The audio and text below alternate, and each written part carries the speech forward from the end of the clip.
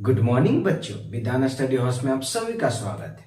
तो बच्चों, हम लोग लास्ट क्लास में टिश्यू सिस्टम तक देख लिए थे। आज हम इस क्लास को खत्म करने की कोशिश करेंगे और आज हम देखेंगे कि anatomy of dicotyledons and mono, जो डाइकोट और मोनोकोट की जो एनाटॉमी होती है उसको हम देखने की कोशिश करेंगे। ठीक है, हम लोग कंपेयर करके पढ़ेंगे। ठीक है, डाइकोट और मोनोकोट का। ठीक है, तो अगर हम डाइकोट और मोनोकोट का अगर हम एनाटॉमी का स्टडी करें तो हम रूट से शुरू करते हैं। ठीक है, तो रूट को देखते हैं, बड़ा ध्यान से देखिएगा कि क्या है। तो सबसे पहले मैं यहाँ पे डाइकोट रूट का एक इमेज बना चुका हूं। ठीक है, अब हम एक एक लाइन सॉरी बच्चों, हम लोग एक एक लाइन पढ़ेंगे और इस रूट से रिलेट करेंगे। ठीक है, तो सबसे पहले ऑटरमोस्ट लेयर ऑफ, जो रूट की जो ऑटर मोस्ट लेयर होती है उसको हम एपिब्लेमा कहते हैं। ठीक है, एपिब्लेमा कहते हैं। ठीक है, तो यहां पे बताओ, यहां पे ऑटर मोस्ट लेयर कौन सा है? ये आप कहोगे भैया ये, तो ये जो लेयर है, ये ऑटर मोस्ट जो लेयर है, ये इसी को हम एपिब्लेमा कहते हैं। ठीक है, एपिब्लेमा। ठीक है, एपिब्लेमा कहते हैं। ठीक है, इसी को हम एपिडर्मिस कहते हैं। ठीक है, एपिडर्मिस। हम लोग लास्ट क्लास में देखे थे कि जो ऑटरमोस्ट लेयर है उसको एपिडर्मिस कहते हैं। ठीक है, तो ये देखो, ये क्या है? ऑटरमोस्ट लेयर ऑफ जो रूट इज कॉल्ड एपिब्लेमा। ठीक है, हम यहाँ पे एपिब्लेमा लिख दिए। ठीक है, एपिब्लेमा पे हेयर, मतलब रूट हेयर प्रेजेंट होते थे। ये जो प्रेजेंट है ये रूट हेयर है। ठीक है, रूट हेयर, ये जो प्रेजेंट है ये रूट हेयर प्रेजेंट है। ठीक है, एपिब्लेमा पे ही रूट हेयर प्रेजेंट होते हैं। तो आप यहां पे लिख सकते हो कि मतलब रूट हेयर प्रेजेंट। ठीक है, प्रेजेंट। ठीक है, और एपिब्लेमा लेयर मतलब एपिडर्मिस लेयर। ठीक है, चलिए यहां हो गया। बीच वाले लेयर क्या, कौन से आ गए बीच वाले? तो बीच वाले आपको पता है कि एपिडर्मिस, उसके बाद फिर कॉर्टेक्स है, उसके बाद इंडोडर्मिस। तो ये वाली जो लेयर है ये कॉर्टेक्स है। ठीक है, ये कॉर्टेक्स। ठीक है, ये कॉर्टेक्स है। अब हम आगे आते हैं। ठीक है, inner most layer is cortex is called endodermis. जो कॉर्टेक्स से जो सटे हुए जो लेयर होता है उसको हम इंडोडर्मिस कहते हैं। ठीक है, तो ये हो गया इंडोडर्मिस। इंडोडर्मिस। ठीक है, इंडोडर्मिस। ठीक, इंडोडर्मिस। तो ध्यान दीजिएगा, सबसे पहले outermost layer is called epiblema. ये वाली जो लेयर है ये एपिब्लेमा है। ठीक है, बीच का लेयर कॉर्टेक्स है और कॉर्टेक्स से जस्ट सटा हुआ लेयर को इंडोडर्मिस कहते हैं। ठीक है, यहां तक कंप्लीट हो गया। ये देखिए, inner most layer is cortex is called endodermis. तो कॉर्टेक्स की इनर मोस्ट जो लेयर होता है उसको हम इंडोडर्मिस कहते हैं। ठीक है, चलिए अब आगे आते हैं। अब ये कह रहा है कि इंडोडर्मिस पे एक वैक्सी मटेरियल प्रेजेंट होता है जिसको हम सबरिन कहते हैं। ठीक है, अब देखो इंडोडर्मिस पे ये इंडोडर्मिस है, तो इस पे एक वैक्सी मटेरियल प्रेजेंट होता है। ये वैक्सी मटेरियल प्रेजेंट होता है। ठीक है, जिसको हम सबरिन कहते हैं। ठीक है, जिसको हम सबरिन कहते हैं, जिसको हम सबरिन कहते हैं। ठीक है, तो ये बोल रहा है कि इंडोडर्मिस पे एक वैक्सी मटेरियल प्रेजेंट होता है जिसको हम सबरिन कहते हैं in the form of Casparian strip. ये किस सबरिन, जो सबरिन है वो किस फॉर्म में प्रेजेंट होता है? तो ये कैस्परिन स्ट्रिप्स के फॉर्म में प्रेजेंट होता है। मोस्ट इंपॉर्टेंट क्वेश्चन है जो आपको मतलब नीट में पूछा जाता है और प्रीवियस में पूछा भी गया है कि जो डाइकोट रूट होते हैं उसके जो डाइकोट रूट में जो इंडोडर्मिस में एक वैक्सी मटेरियल पाया जाता है उसका नाम क्या है? तो सबसे पहले उसका नाम सबरिन है। और वो किस फॉर्म में प्रेजेंट होता है? वो कैस्परिन स्ट्रिप के फॉर्म में प्रेजेंट होता है। तो ये कैस्परिन स्ट्रिप के फॉर्म में प्रेजेंट है। तो in the form of कैस्परिन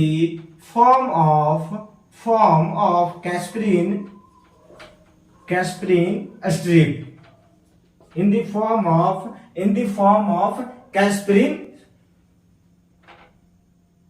in the form of Casparian strip. ठीक है, कैस्परिन स्ट्रिप के फॉर्म में प्रेजेंट होते हैं। ठीक है, तो यहां तक आपको कंप्लीट हो गया। अब हम आगे आते हैं। ठीक है, parenchymatous cells which lie between xylem and phloem. ठीक है, ये बोल रहा है कि जो जाइलम और फ्लोएम के बीच में जो पैरेन्काइमेटस सेल प्रेजेंट होता है उसको हम कंजुगेटिव टिश्यू कहते हैं। ठीक है, जो जाइलम और फ्लोएम के बीच में जो सेल लाई करते हैं उसको हम कंजुगेटिव टिश्यू करते हैं। और डाइकोट में अगर हम बात करें तो conjugative tissue have 2 to 4 xylem and phloem. मतलब ये इसका पिथ है, इसका ये पिथ, इसका छोटा सा पिथ होता है। ठीक है, और इसमें 2 से 4 जाइलम एंड फ्लोएम लाई करते हैं। इसमें बच्चों 2 से 4 जाइलम एंड फ्लोएम लाई करते हैं। इसमें 2 से 4 जाइलम एंड फ्लोएम लाई करते हैं, ठीक है। इसमें 2 से 4 जाइलम एंड फ्लोएम लाई करते हैं, ठीक है।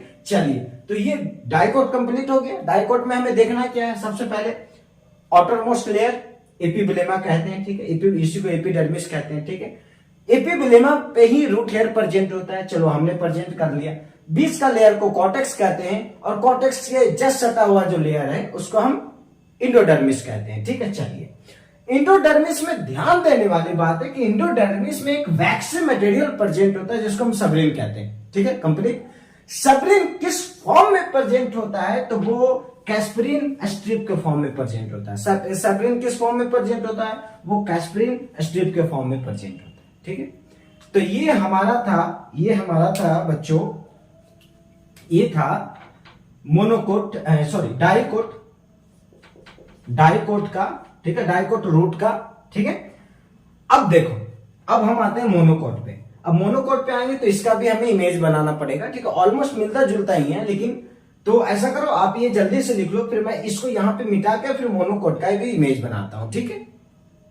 तो मोनोकोट रूट को देखते हैं, ठीक है। तो मोनोकोट रूट में मैंने अभी बोला कि ऑलमोस्ट सेम ही है, तो ऑलमोस्ट सेम है, बस इसमें समझने वाली क्या बात है, ठीक है। अब देखो, मोनोकोट रूट की बात करें तो इसमें भी जो आउटरमोस्ट लेयर है वो एपिब्लेमा होगा, ठीक है, एपिडर्मिस जिसको कहते हैं। इसमें भी कॉर्टेक्स प्रेजेंट होगा और इसमें भी इंडोडर्मिस प्रेजेंट होगा और सबरिन इसमें भी प्रेजेंट होगा। किस फॉर्म में, कैस्पेरियन स्ट्रिप के फॉर्म में। इतना तो सेम रहेगा। अब आप ध्यान दो, पहला सबसे बड़ा अंतर है कि जो मोनोकोट है इसमें रूट हेयर बहुत ज्यादा प्रेजेंट होते हैं और डाइकोट में रूट हेयर कम प्रेजेंट होते हैं। तो अभी हम लोगों ने, अभी मैं बनाया था यहाँ पे एक और रूट हेयर बनाया था ना, तो इसमें जो रूट हेयर है, इसमें इन मोनोकोट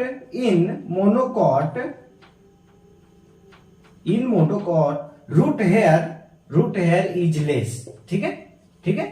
मोनोकोट में रूट हेयर कम प्रेजेंट होते हैं और डाइकोट रूट में रूट हेयर अच्छे खासे प्रेजेंट होते हैं, ठीक है।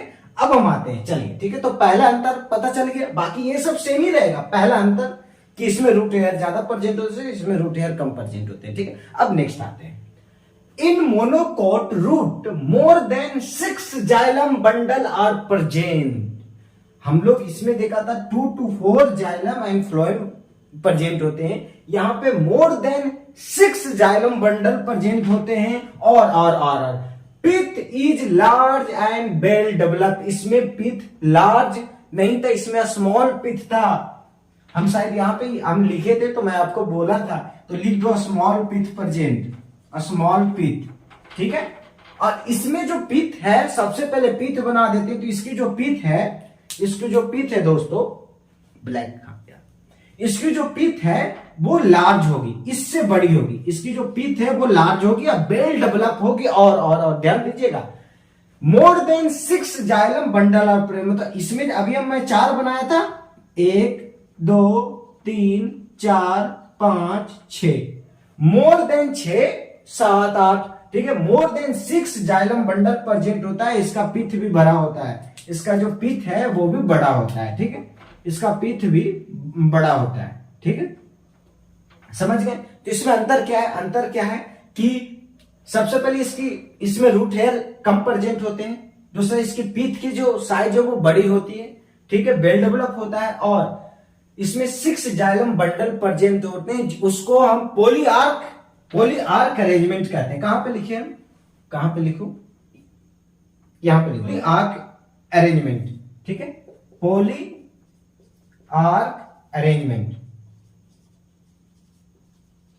ठीक है। समझ गए। ये जो मोर देन 6 जाइलम बंडल प्रेजेंट होता है, इसको हम, इसके वजह से इस अरेंजमेंट को पॉली आर्क अरेंजमेंट कहते हैं, ठीक है। तो ये हो गया डाइकोट रूट और मोनोकोट रूट के बीच का अंतर। मेन अंतर क्या है, कुछ नहीं है। जो डाइकोट है उसमें रूट हेयर अच्छे खासे प्रेजेंट होते हैं, मोनोकोट में रूट हेयर कम प्रेजेंट होते हैं, ठीक है। इसकी पिथ वेल डेवलप होती है, ठीक है, बड़ी होती है। इसकी पिथ है जो छोटी होती है, ठीक है।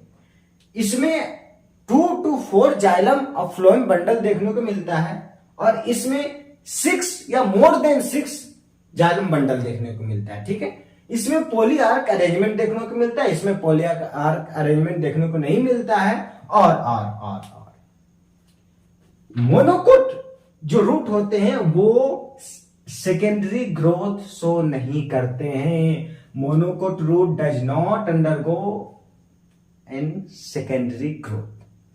ये जो डाइकोट रूट है वो सेकेंडरी ग्रोथ में जाते हैं, सेकेंडरी ग्रोथ में जाते हैं, लेकिन मोनोकोट रूट सेकेंडरी ग्रोथ नहीं शो करते हैं। Most important line. ठीक है, तो क्या अंतर है हम लोग देख ली। ठीक है, हम लोग देख ली। बाकी ये देखो एपिडर्मिस, एपिब्लेमा, इसका भी वो रहेगा, कॉर्टेक्स रहेगा, इंडोडर्मिस रहेगा, सबरिन रहेगा, कैस्परिन स्ट्रिप के फॉर्म में रहेगा, सब चीज सेम रहेगा। ठीक है, जो मेन जो था वो। तो ये हो गया मोनोकोट रूट और डाइकोट रूट। अब हम आगे आते हैं। चलिए, तो अब हम लोगों ने अभी रूट देखा था डाइकोट और मोनोकोट का। हम डाइकोट का स्टेम देखते हैं, फिर डाइकोट का मोनोकोट का स्टेम देखेंगे। ठीक है, तो ये शुरू करने से पहले एक बच्चा है जो मेरे पास, उनका मैसेज आया था और वो कह रहे थे कि जो भैया जो पढ़ने का मन नहीं करता है, और उसके बाद फिर सोचता हूँ, अपने आप को रेडी करता हूँ, फिर भी नहीं पढ़ पाता हूँ, तो बहुत एक आत्मगिलानी होती है, बहुत ज्यादा अंदर से मैं फिर टूट जाता हूँ। तो कैसे करूँ, इससे मैं कैसे बाहर निकलूँ। तो सबसे पहले मैं बता दूं कि देखो, ये जो आपके साथ हो रहा है वो सबके लाइफ में होता है। मेरे साथ भी हुआ था। मैं सोचता बहुत था लेकिन पढ़ता नहीं था। ठीक है, लेकिन एक बात हमेशा याद रखना कि हर इंसान के लाइफ में एक ऑन ऑफ का वक्त आता है, एक रीस्टार्ट का वक्त आता है, जब इंसान खुद को ऑफ करके फिर से ऑन करता है। जब आप कभी मोबाइल हैंग होने लगता है तो आप लोग रीस्टार्ट करते हो ना, बस वही समझो कि आपके लाइफ रूपी जो मोबाइल है उसमें हैंग होने लगा है। आपका काम क्या है, रीस्टार्ट करना, खुद को ऑफ करके ऑन करना। खुद को ऑफ करो और सोचो कि आप कहां कहां गलतियां कर रहे हो, मतलब कहां कहां लैग कर रहे हो, और वो सारी गलतियों को लिखो एक पेज पे, और लिखने के बाद उस पेज को फाड़ के फेंक दो और अपने आप को फिर से रीस्टार्ट करो, फिर से ऑन करो और एक नई शुरुआत करो। तो मेरा कहने का मतलब है कि एक बार आप सारा काम छोड़ दो, सारा काम छोड़ के बैठो, आंख बंद करके सेल्फ असेसमेंट करो कि आपसे क्या क्या गलतियां हो रहा है, कहां पे आप लैग कर रहे हो, किस कारण से आप अपने आप को मोटिवेट नहीं कर पा रहे हो, या फिर आप वो कंसंट्रेट नहीं कर पा रहे हो। जब ये आपको देखो, लाइफ में सेल्फ असेसमेंट से बड़ा कोई असेसमेंट होता ही नहीं है। सामने वाला आपको बता देगा कि बादल, मेरा नाम है, कि तुम ये गलती कर रहे हो, मैं एक कान से सुनूंगा, दूसरे कान से निकाल लूंगा। लेकिन जब मैं आंख बंद करके बैठता हूँ रोज रात में सोने से पहले, जब मैं सेल्फ असेसमेंट करता हूँ कि आज मैं क्या सही किया, क्या गलत किया, तो जो दिल से आवाज आती है कि बादल आज ये तुम सही किए हो, मैं खुद को शाबाशी देता हूँ, बादल ये आज तुमसे गलती हुई है, तो मैं कोशिश करता हूं कि कल से वो गलती ना हो। तो जो वो सेल्फ असेसमेंट के वक्त में जो आपकी बुराइयां, जो आपका दिल बतलाएगा, समझ लीजिए कि वो आपको सही करने की जरूरत है, और उसके बाद आगे बढ़ो। तो खुद को रीस्टार्ट करो, बंद करके चालू करो, एक बार बंद करो, सेल्फ असेसमेंट करो, फिर से चालू करो। ठीक है, तो चलिए, तो ये क्योंकि पता है ये बहुत सारे बच्चों का यही कहानी है। मैं भी इस चीज से झेल चुका हूं, मैं आज भी झेलता हूं। आज भी कभी कभी कुछ करने का मन नहीं करता है, फिर सेल्फ असेसमेंट करता हूं, फिर से रीस्टार्ट करता हूं, आज भी होता है मेरे साथ। तो यही है, तो प्लीज रीस्टार्ट कीजिए सेल्फ असेसमेंट के साथ। ठीक है, चलिए, तो अब हम आते हैं डाइकोट स्टेम में। ठीक है, अब देखो डाइकोट स्टेम देखने से पहले मैं यहाँ पे एक इमेज भी बना लिया हूं, हम लोग पढ़ेंगे और वहां पे लिखेंगे। ठीक है, epidermis is the outer most protecting layer of stem. ठीक है, चलिए, तो जो आउटर मोस्ट लेयर है उसको एपिडर्मिस लिख दो। हाँ भैया लिख दीजिए। तो चलिए, एपिडर्मिस। ठीक है, चलिए एपिडर्मिस लिख दिया। चलिए, तो ये क्या बोल रहा है कि अभी हम लोग हम लोगों ने अति रूट में क्या देखा था, जो आउटरमोस्ट एपिडर्मिस के जगह पे कौन सी लेयर थी, एपिब्लिमा। एपिडर्मिस के जगह पे एपिब्लिमा थी, अभी हम लोगों ने देखा। इसमें स्टेम की अगर बात करें तो जो आउटरमोस्ट लेयर है एपिब्लिमा, मतलब इंडोडर्मिस, मतलब रूट में उसका नाम एपिब्लिमा हो जाता है, स्टेम में इंडोडर्मिस, ठीक है। तो epidermis epidermis is the outermost protecting layer of stem. हम लोगों ने लास्ट क्लास में बात किया था कि जो एपिडर्मिस है उसका सबसे पहला काम है कि वो प्रोटेक्शन करवाता है, ठीक है। चलिए उसके बाद आगे आते हैं। Dicot stem it covered thin layer of cuticle. जो डाइकोट स्टेम होता है वो थिन लेयर ऑफ क्यूटिकल से कवर होता है, वो हम लोगों ने लास्ट क्लास में भी देखा था, ठीक है। Dicot bear trichomes and few stomata, ये ट्राइकोमस और फ्यू स्टोमाटा को बेयर करता है, हम लोगों ने लास्ट क्लास में सब देख लिया था, ठीक है। इट कंसिस्ट 3 सब जोन, ठीक है। इट कंसिस्ट 3 सब zone, hypodermis, cortical layer and endodermis, ठीक है। अब देखो यहां पे आओ, ठीक है। अब जो एपिडर्मिस पे ये जो मैं एक थ्रेड लाइक जो मैं स्ट्रक्चर बनाया हूं, थ्रेड लाइक स्ट्रक्चर, एक्चुअली वो हेयर है, ठीक। स्टेम हेयर हम लोगों ने लास्ट क्लास में देखा था कि स्टेम में भी हेयर प्रेजेंट होते हैं, रूट में भी हेयर प्रेजेंट होते हैं, ठीक है।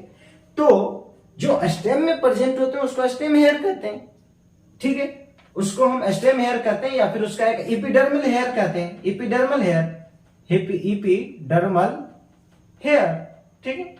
जो एपिडर्मिस में जो हेयर प्रेजेंट होता है उसको एपिडर्मल हेयर कहते हैं। अगर इसका जोन क्या, अगर हम बात करें तो सबसे पहले इसका जो पहला जोन है हाइपोडर्मिस, कॉर्टिकल लेयर और इंडोडर्मिस, ठीक है। इंडोडर्मिस तो आपको पता है कि सबसे अंदर वाला लेयर है, ठीक है। तो ये जो अंदर वाला लेयर है इंडोडर्मिस, ठीक है, इंडोडर्मिस, ठीक है। जो सेकंड लेयर है दैट इज द हाइपोडर्मिस,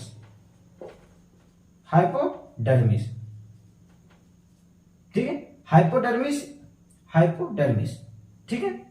इस वाले एरिया को कहते हैं पैरेन्काइमा,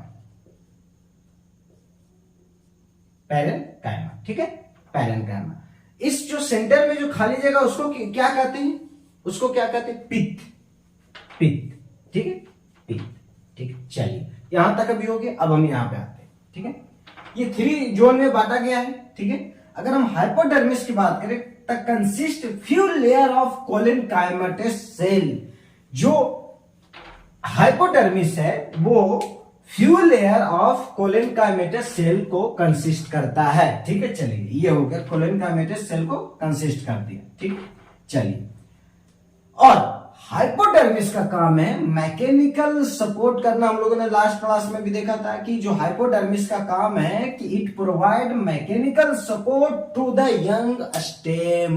बहुत इंपॉर्टेंट लाइन है, हम लोगों ने लास्ट क्लास में भी देखा था कि जो यंग स्टेम होते हैं उसको ये मैकेनिकल सपोर्ट प्रोवाइड करता,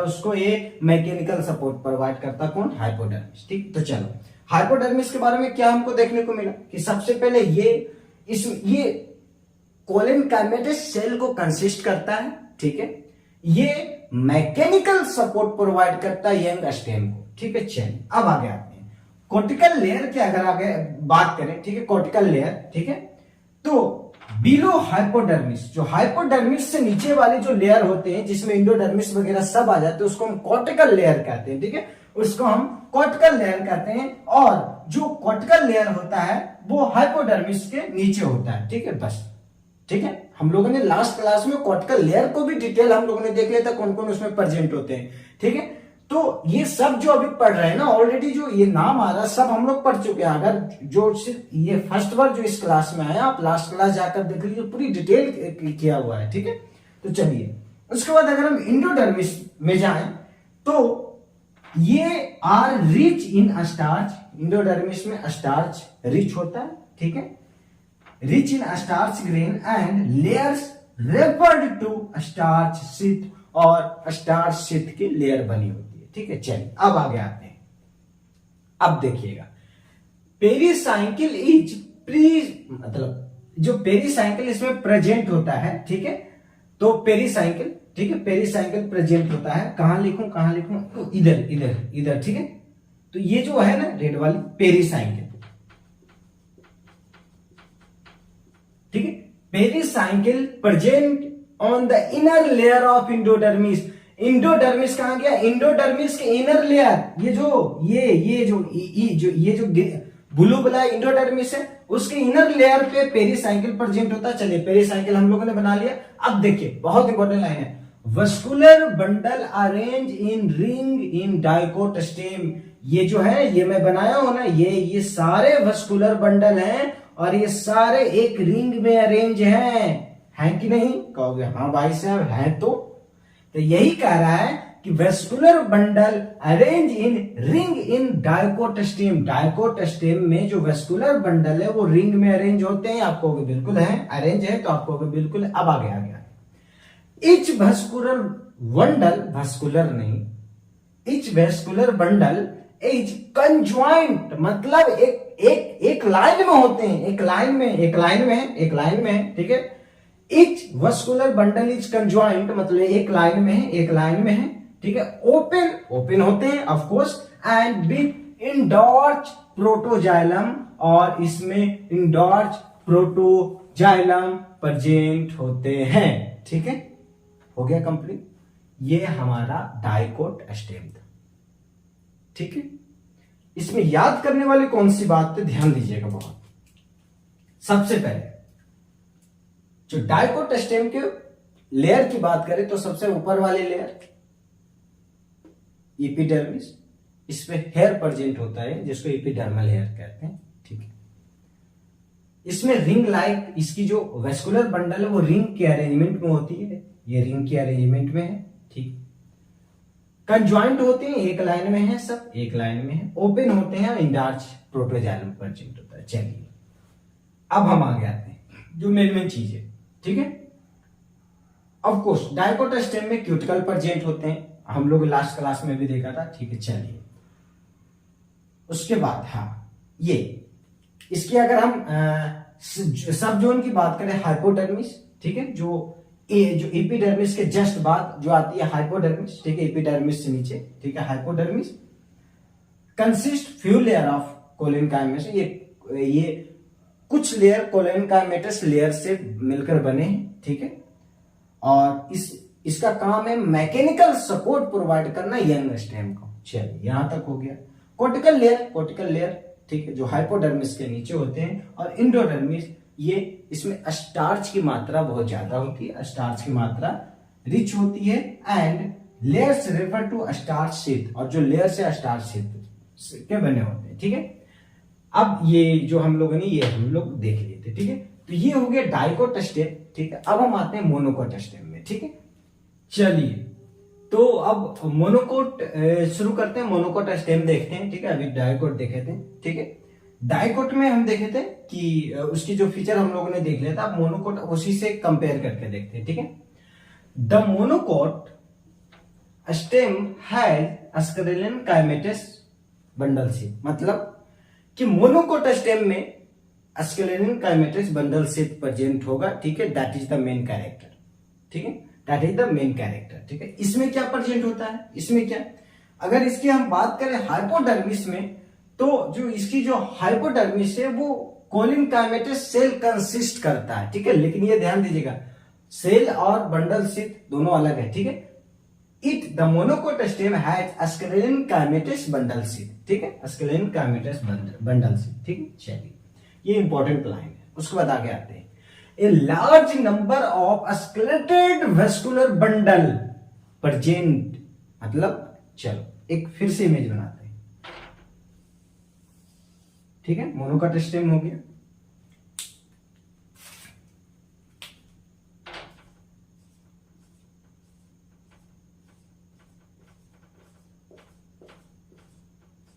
मेरी इमेज बहुत ज्यादा गंदी है, तो मैं कोशिश कर रहा हूं इसके ऊपर सुधार करने के लिए।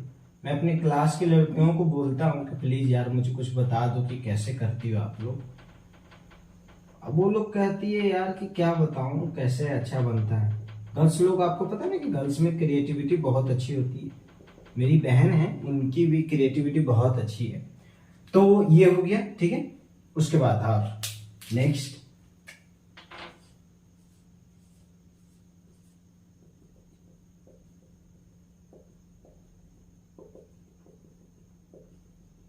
चलिए अभी क्या कह रहा है ध्यान से देखिएगा, ठीक है। इसमें भी हाइपोडर्मिस है, सब चीजें, ठीक है, वो मैं लिखूंगा नहीं, ये मैं क्या कहना चाह रहा वो मैं बताता हूं, ठीक है। तो a large number of scattered vascular bundle, a large number of scattered vascular bundle present होते, मतलब जो वेस्कुलर बंडल प्रेजेंट होते हैं वो पैचेज के फॉर्म में प्रेजेंट होते हैं। देखो एक पैचेज, दो पैचेज, तीन पैचेज, चार पैचेज, ऐसे करके सब प्रेजेंट है, ठीक है।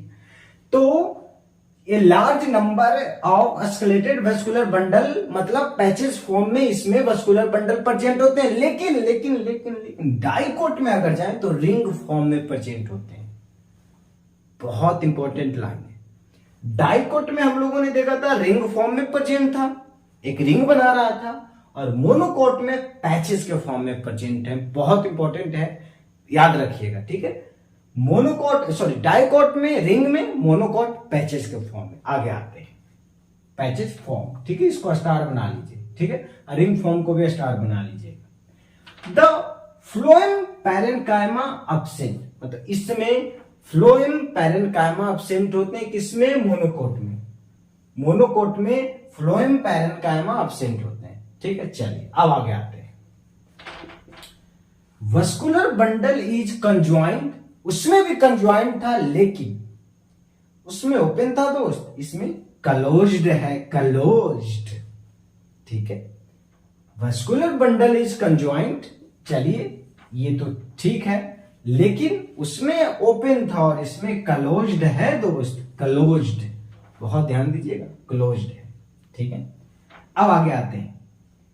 Peripheral vascular bundle is a small, जो ये जो रेड से मैं बनाया हूं ना पेरीफेरी में, ये जो वस्कुलर बंडल है वो स्मॉल होते हैं, और जो सेंट्रल में जो लोकेटेड है वो बड़े होते हैं।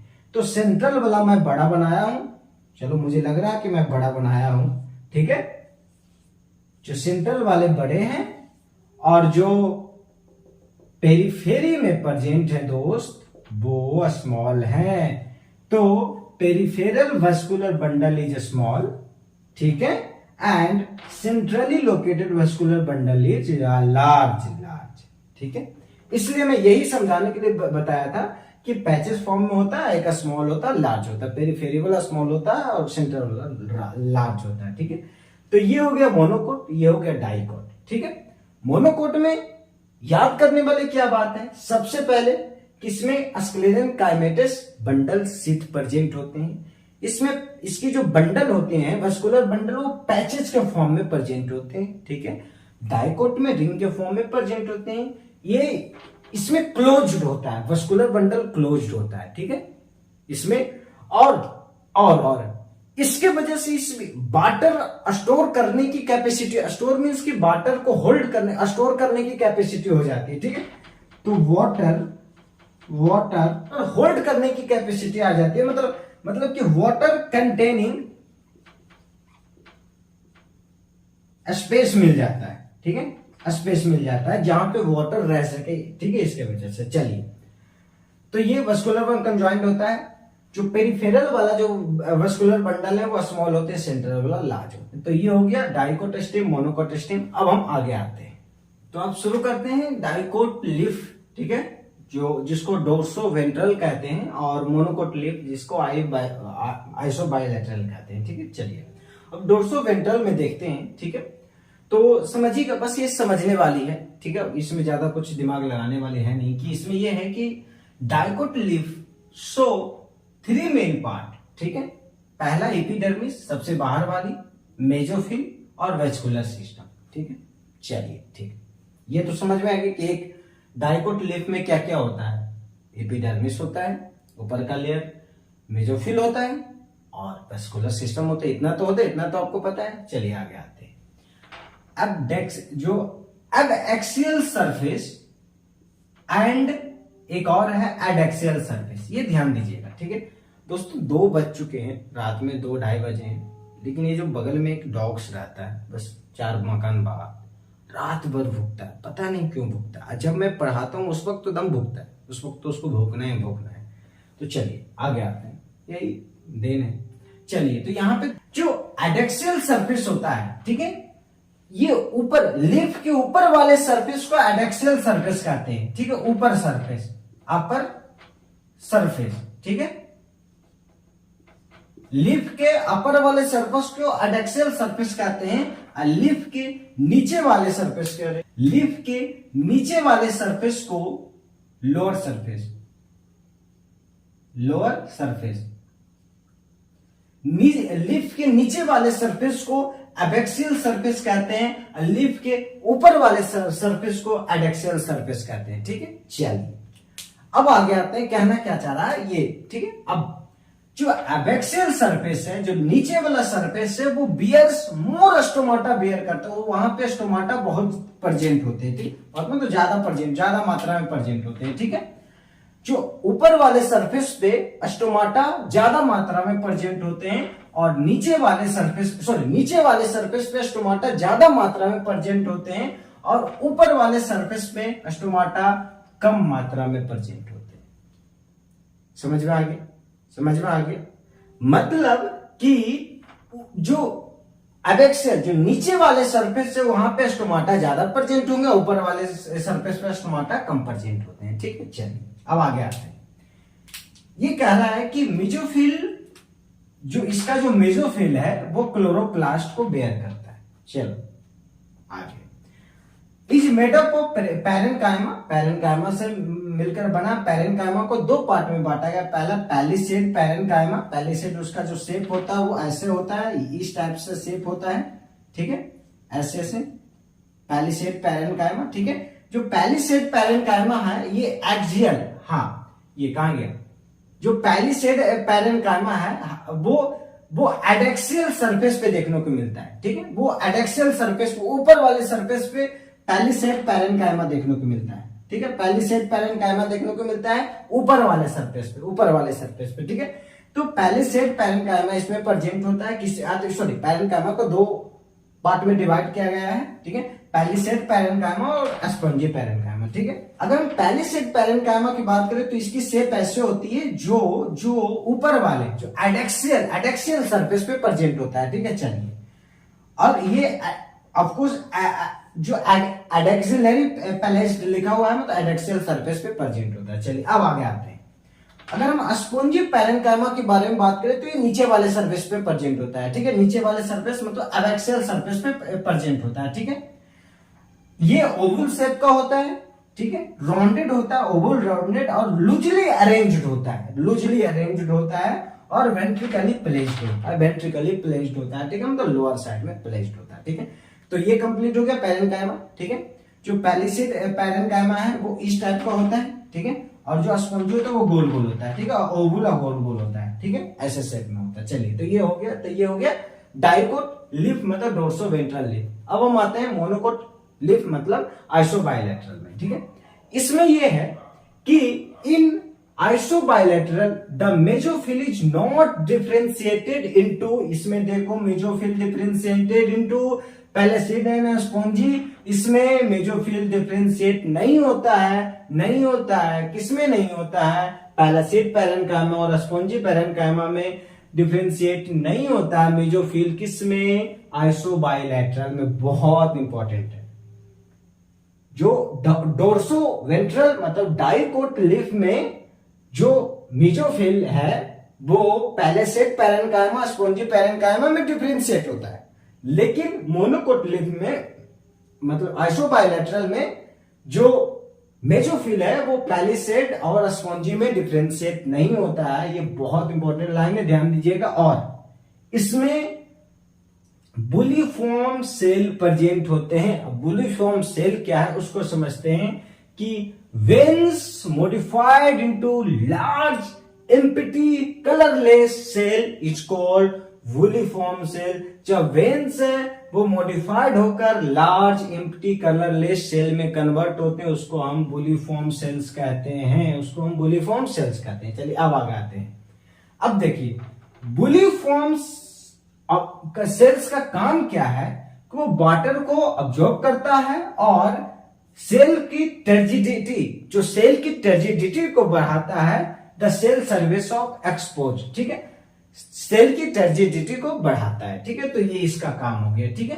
तो हमें समझ में आया कि डाइकोट और मोनोकोट क्या है, ठीक है। तो अब हम इस चैप्टर के आखिरी पड़ाव पे जा रहे हैं, इसके बाद एक और स्लाइड है बस, उसके बाद फिर ये चैप्टर खत्म हो जाएगा। तो शुरू करते हैं सेकेंडरी ग्रोथ। एक्चुअली ये सब ऑलरेडी पढ़ा चुका हूं, लेकिन चूंकि है तो एक एक बार हम रिवीजन कर लेते हैं। सेकेंडरी ग्रोथ क्या है, ठीक है। प्राइमरी ग्रोथ तो आपको पता है कि plant grow root stem by the help of apical meristem, ठीक है। एपिकल मेरिस्टेम, ठीक है, root meristem, apical root meristem, shoot meristem, ठीक है।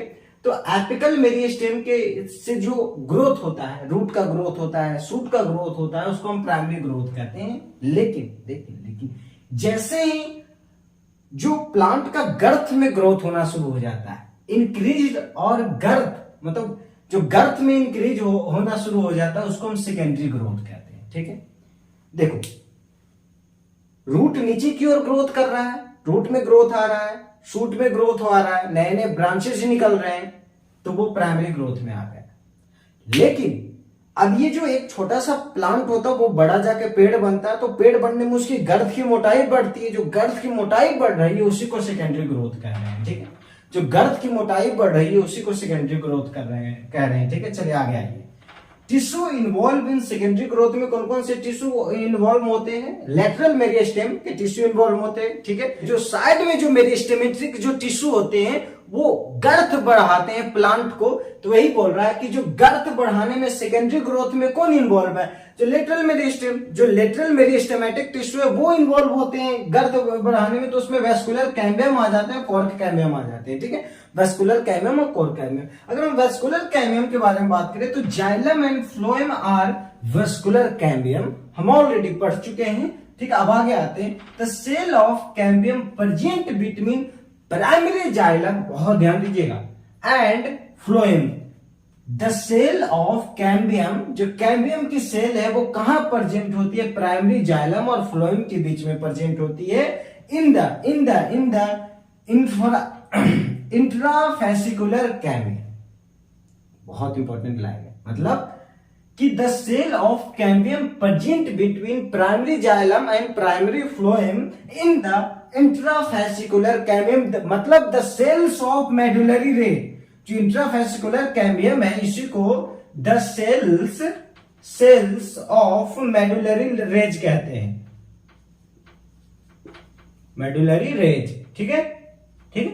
तो यही बोल रहा है कि the cells of cambium present between primary xylem and primary phloem in the intrafascicular cambium, the cells of medullary rays and continuous ring of cambium is form. और cambium में रिंग का फॉर्मेशन होता है, ठीक है, रिंग का formation होता है, ठीक है। चलिए, तो रिंग का फॉर्मेशन हो गया। अब आगे आते हैं एक्टिविटी ऑफ कैम्बियल रिंग। जो कैम्बियल रिंग का फॉर्मेशन हुआ उसकी एक्टिविटीज क्या है? अब देखिए, the cells cut off pith mature into secondary xylem, ठीक है। जो पिथ, जो सेंटर की तरफ जो सेल का कट ऑफ हुआ है उसमें से सेकेंडरी जाइलम बन गया, सेकेंडरी जाइलम बन गया है, सेकेंडरी जाइलम बन गया। सेंटर के तरफ वाला जो कट ऑफ हुआ वो सेकेंडरी जाइलम बना दिया, और जो पेरीफेरी के तरफ वाला जो कट ऑफ हुआ वो सेकेंडरी फ्लोएम बना दिया है। Cut off towards the periphery mature cell is secondary phloem, ठीक है। तो सेकेंडरी जाइलम सेकेंडरी फ्लोएम कैसे बनता है? जो पिथ के तरफ जो सेल्स कट ऑफ हो रहे हैं उससे सेकेंडरी जाइलम बन गया, और जो पेरीफेरी के तरफ जो पिथ कट ऑफ है उससे सेकेंडरी फ्लोएम बन गया। चलिए अब आगे आते हैं। Cambium is more active in inner side. Cambium inner side में ज्यादा एक्टिव होते हैं आउटर साइड के कंपैरिजन में, बाहर के कंपैरिजन में अंदर में कैम्बियम ज्यादा एक्टिव होते हैं। और आगे आते हैं secondary medullary rays, secondary medullary rays the secondary xylem and secondary phloem in the radial direction, ठीक है। जब रेडियल डायरेक्शन में सेकेंडरी जाइलम और सेकेंडरी फ्लोएम का जब ग्रोथ होना शुरू हो जाता है तो सेकेंडरी मेडुलरी रेज का फॉर्मेशन होता है, ठीक है। सेकेंडरी मेडुलरी रेज का फॉर्मेशन होता है। तो secondary medullary rays the secondary xylem and secondary phloem in the radial direction, ठीक है। चलिए, तो ये हो गया ये वेस्कुलर कैम्बियम, ठीक है। और भी हम देखते हैं इसमें क्या क्या बचा हुआ है। तो अब देखते हैं स्प्रिंग वुड और अर्टवन वुड, ठीक है। तो शुरू करते हैं। इन spring season cambium is very active. Spring season में कैम्बियम बहुत एक्टिव हो जाता है और प्रोड्यूस करता large number of xylary element, ठीक है। जो स्प्रिंग सीजन में कैम्बियम ज्यादा एक्टिव हो जाता है और प्रोड्यूस करता है large number of xylary element, ठीक है। The wood from spring season में, ठीक है, इज कॉल्ड स्प्रिंग वुड, ठीक है। जो स्प्रिंग सीजन की जो वुड होती है उसको हम स्प्रिंग वुड कहते हैं और अर्ली वुड कहते हैं, ठीक है। The wood from spring season, जो स्प्रिंग सीजन से जो वुड, स्प्रिंग सीजन में जो वुड होती है उसको हम स्प्रिंग वुड कहते हैं और अर्ली वुड कहते हैं, ठीक है। In winter cambium is less active, spring season में सबसे ज्यादा एक्टिव होता है, विंटर सीजन में लेस एक्टिव होता है। ये एग्जाम पॉइंट ऑफ व्यू से ज्यादा जरूरी नहीं है, लेकिन एक बार रीडिंग देना समझना है बस, ठीक है। बुक में है तो पढ़ना ही है, ठीक है। विंटर सीजन में कैम्बियम लेस एक्टिव होता है, ठीक है। The wood form in winter season is called Ottoman would, ठीक है। अब देखो, जो स्प्रिंग सीजन के वुड को स्प्रिंग वुड कहते हैं, अर्ली वुड कहते हैं। जो ऑटोमन सीजन को जो वुड आती, जो विंटर सीजन के जो वुड होते हैं उसको ऑटोमन वुड कहते हैं, ठीक है, और अर्ली वुड कहते हैं। चलिए, the two kind of woods are appear as alternate concentric ring is annual ring. बहुत इंपॉर्टेंट, ये प्रीवियस ईयर में बहुत बार पूछा गया है एनुअल रिंग के बारे में। एक्चुअली जो एनुअल रिंग है ना, ये किसी भी ट्री का एज बताता है। Annual ring tree, age of tree, ठीक है। जो एनुअल रिंग है वो ट्री के एज के बारे में बताता है। एनुअल रिंग से ही पता चलता है कि पेड़ कितने साल पुराना है, 100 साल 200 साल पुराना है, ठीक है। मतलब कॉन्सेंट्रिक रिंग जितना पाया जाएगा, एनुअल रिंग जितना पाया जाएगा उतना पुराना एज का पेड़ बताया जाएगा, ठीक है। चलिए, तो ये प्रीवियस ईयर में एक क्वेश्चन पूछा हुआ है, ठीक है, ये ध्यान दीजिएगा। जो एनुअल रिंग है वो एज ऑफ ट्री के बारे में बताता है। चलिए, अब आते हैं हार्टवुड और सैपवुड के बारे में, ठीक है। In old tree greater part of secondary xylem, ध्यान से देखिएगा, इन dark blue and deposition of organic compound like tannins, resins, oils and gums, ठीक है। समझ गए कहना क्या चाह रहा है कि जो ओल्ड ट्री में, ठीक है, ओल्ड ट्री जो ग्रेटर पार्ट ऑफ जो सेकेंडरी जाइलम में क्या क्या मिलता है, secondary xylem in dark blue and किस किस चीज का डिपोजिशन होता है ऑर्गेनिक कंपाउंड में से, टेनिन्स का, रेजिन्स का, ऑयल्स का, गम्स का, ठीक है। चलिए, तो ये किस में मिलेगा, हार्टवुड और सैपवुड में मिलेगा, ठीक है। चलिए, नेक्स्ट आते हैं, the region comprises dead element with highly lignified walls and is called hardwood. Hardwood किसे कहते हैं, तो the region comprise dead element with highly lignified walls. Highly lignified dead element with highly lignified, जहां भी मिलेगा उस वुड को heartwood कहते हैं, हार्टवुड कहते हैं, ठीक है। चलिए, अब आगे आते हैं। The hardwood does not conduct water but it provide mechanical support to the stem, but it give mechanical support to the stem. जो हार्डवुड होता है वो कंडक्शन ऑफ वाटर नहीं करता है, लेकिन ये मैकेनिकल सपोर्ट प्रोवाइड करता है तना को। चल, अब आते हैं, the peripheral region of secondary xylem, इससे कंपेयर कीजिएगा, is lighter in colour known as sapwood. इसमें क्या था, the region comprises dead element with highly lignified walls. इसमें देखिएगा, the peripheral region of secondary xylem, ठीक है, the peripheral region of secondary xylem is lighter in colour, ठीक है। चलिए, इज नोन एज सैपवुड, ठीक है। Sapwood involve conduction of water, ये कंडक्शन ऑफ वाटर और मिनरल्स कहां से, रूट से लीफ तक पहुंचाता है। मतलब अगर आपको कभी बोल दिया कि हार्टवुड और सैपवुड में मेजर डिफरेंस बताओ, तो आप क्या है ना कि जो हार्टवुड है वो वाटर का कंडक्शन नहीं करता, सिर्फ और सिर्फ मैकेनिकल सपोर्ट प्रोवाइड करता है स्टेम को, लेकिन जो सैपवुड है वो वाटर का कंडक्शन भी करता है और मिनरल्स को रूट से, मतलब वाटर मिनरल्स को रूट से कहां पहुंचाता है, रूट से लीफ तक पहुंचाता है। ठीक है, बहुत इंपॉर्टेंट है, मतलब इंपॉर्टेंट है बहुत, मीन्स की पूछ सकता है, ये तो बस एक नॉलेज के लिए। ठीक है, तो चलिए, तो आपको स्प्रिंग वुड, ऑटम वुड हो गया, हार्टवुड और सैपवुड हो गया, इसमें कोई दिक्कत तो है नहीं। ठीक है, इसमें बस प्रीवियस ईयर में एनुअल रिंग के बारे में पूछा गया है। ठीक है, बहुत बार पूछा गया है। ठीक है, तो अब हम इस चैप्टर के आखिरी पॉइंट पे आते हैं, कॉर्क कैम्बियम, उसके बाद इस चैप्टर समाप्त। चलो तो शुरू करें। तो इस चैप्टर की आखिरी स्लाइड शुरू करते हैं, कॉर्क कैम्बियम बार्क के बारे में, कॉर्क कैम्बियम और बार्क के बारे में देखते हैं। ठीक है, चलिए तो शुरू करते हैं कि कॉर्क कैम्बियम क्या, उसको समझते हैं। यूजुअली इन कॉर्टेक्स रीजन, ये कॉर्टेक्स रीजन में पाया जाता है। ठीक है, phellogen is capable of layer thick, double layer thick. ठीक है, अब देखो जो फैलोजेन है, देखो कॉर्क कैम्बियम के लिए मतलब फैलो शब्द का यूज करते हैं, जेन, मतलब जो कॉर्क कैम्बियम को बनाता है उसको हम फैलोजेन कहते हैं। ठीक है, तो phellogen is capable of layer thick. ठीक है, ये जो दो लेयर के थिक से बने होते हैं, मतलब phellogen cut off two part of shape. ठीक है, जिसमें कि ये देखो, ये समझो, तो ये बीच में फैलोजेन है, ये एक लेयर है, ये दो लेयर है। ठीक है, तब देखो अब ये जो बोल रहा है, जो फर्स्ट लेयर है उसको कॉर्क और फैलम कहते हैं, तो इसको कॉर्क